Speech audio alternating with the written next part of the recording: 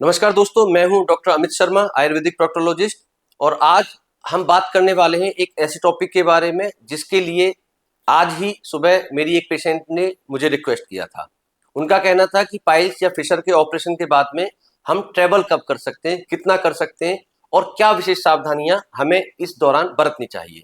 तो सबसे पहली चीज है कि हमें ट्रैवल कब करना है। अगर ट्रैवल करना जरूरी है और हमारी कोई माइनर सर्जरी हुई है, जैसे थ्रोम्बोज पाइल हमने एक्सरसाइज करवाया है या फिशर की सर्जरी हुई है या क्षारसूत्र हुआ है, तो उस कंडीशन में 5 से 7 दिनों में हम ट्रैवल करने की कंडीशन में हो जाते हैं।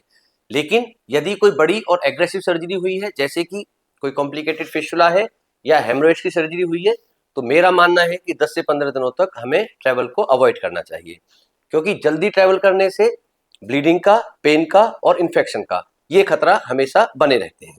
दूसरा सवाल था कि किस मोड में ट्रैवल करना चाहिए।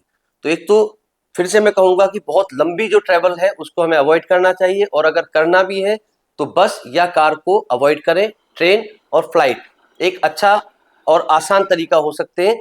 कारण क्या है कि बस और कार में हमें लगातार एक जगह पर बैठे रहना पड़ता है, जिसकी वजह से जो हमारी रेक्टल रीजन है उसमें ब्लड वेसल्स पर प्रेशर पड़ता है, जख्म जो हमारा बना हुआ उसमें ब्लीडिंग के चांसेस हो सकते हैं।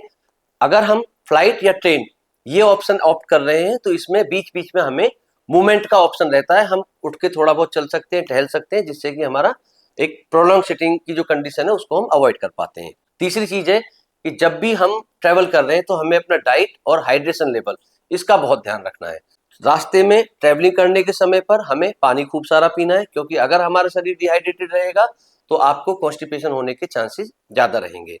डाइट में जो खास तौर पे कई बार बाहर जाने पर हमारे साथ मजबूरी होती है कि तला भुना जंक फूड या बहुत स्पाइसी खाना मिलता है, उसको हमने अवॉइड करना है। उसके लिए हम पहले से प्रिपेयर रहें। कुछ जो हाई फाइबर डाइट जैसे कि सोक्ड अंजीर होते हैं, किशमिश होता है या भुने हुए चने होते हैं, सलाद हर जगह मिल जाता है जिसमें खीरा, पपीता मैं हर बार बताता हूँ, सेब।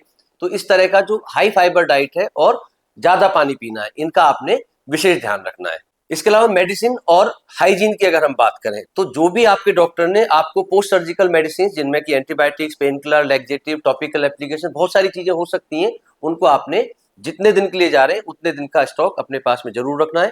कुछ एंटीसेप्टिक वाइप्स अवेलेबल रहती हैं, गीली जो हमारे टिश्यू होते हैं उसको हमने साथ में रखना है। टॉयलेट जब हम इस्तेमाल कर रहे हैं तो हमने हाइजीनिक टॉयलेट को चूज करना है। गंदे टॉयलेट में हम फ्रेश होने के लिए ना जाएं, क्योंकि ऐसा करने से हमारे जख्म में इन्फेक्शन का खतरा हमेशा बना रहेगा। इसके अलावा एक और विशेष चीज, अगर हम ट्रेवल कर ही रहे हैं तो हमें किसी भी आपातकालीन स्थिति या इमरजेंसी के लिए मेंटली प्रिपेयर रहना चाहिए। जब हम ट्रेवल कर रहे हैं तो उसमें ब्लीडिंग की संभावना रहती है, पेन की संभावना रहती है, फीवर की संभावना रहती है इन्फेक्शन की वजह से। ऐसी कोई भी स्थिति आने पर अपने डॉक्टर से आप संपर्क करें या नजदीकी अस्पताल में जाकर तुरंत उसका इलाज कराएं। याद रखिए, सुरक्षित रिकवरी ज्यादा जरूरी है, ट्रेवल बाद में भी हो सकता है।